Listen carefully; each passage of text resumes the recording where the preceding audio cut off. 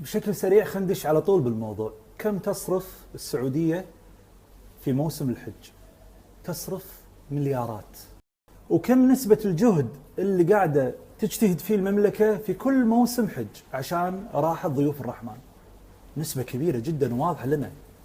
واللي أهم من هذا كله، كم أسرة سعودية لديها موظف في شؤون الحج، سواء بالشرطة أو الكشافة أو الموظفين العاديين. أنتوا تعرفون شنو يعني أنا رب أسرة ويكون عندي أسرة حابين نعايد بعض، نفتقد شخص واحد رايح المكة عشان يخدم الحجاج هناك؟ أمر كبير جدا وأمر عظيم أنه يتم 40 يوم في مكة بعيد عن أسرته.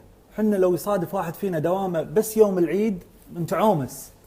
موظفي شؤون الحج سواء الشرطة أو الكشافة أو الموظفين العاديين كل سنة يسوون جهد أكثر من السنة اللي فاتت، ما يستحقون شكر منا بدل التشكيك. كلنا شفنا الصور الرائعة الإنسانية للعسكر مع الحجاج، وهم شفنا ناس يشككون يقول لا عشان قدام الكاميرا. شنو يجبر العسكري انه يسوي كذي قدام الكاميرا؟ أعظم المؤسسات في العالم ما تقدر تجبر موظفيها على أن يكونون برحابة الصدر اللي شفناه في شرطة السعودية. ما في حد يجبرهم. التفاني اللي شفناه من الشرطة والإنسانيات الرائعة اللي شفناه منهم والعاطفة اللي قاعدة تنط من الصور استحالة تكون تمثيل. هذا أمر ذاتي، هو لأنه إنسان فقط.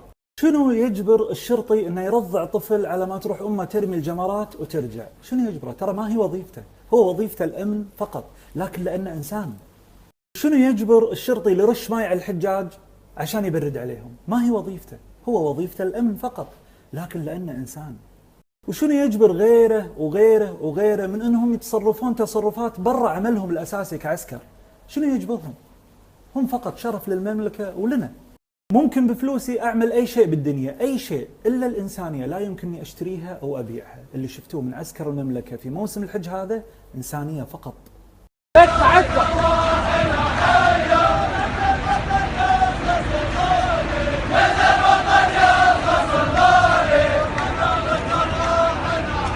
عسى الله ياجركم يا رجال المملكة، وعسى الله ياجركم يا نسوان وأطفال المملكة وشيبان المملكة وكل شخص في المملكة تحملنا إحنا في كل سنة بملاييننا.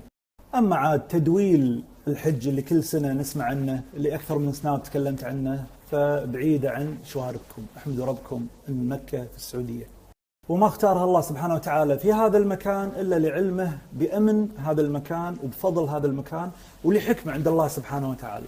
جزاها الله خير المملكة خير الجزاء عنا. وسعت الحرم المكي، سوت قطار المشاعر، نظمت مساكن مزدلفة ومنى، ووفرت لنا الآلاف من المتطوعين لخدمتنا.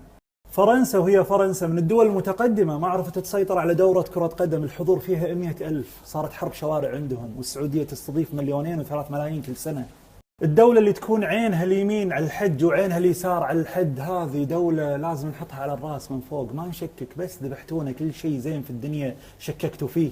ربي ما اخترت مكة في المملكة إلا لحكمة عندك يا رب العالمين، فاحفظها بعدد دقات قلوبنا، احفظها يا رب العالمين أمنا وأمانا.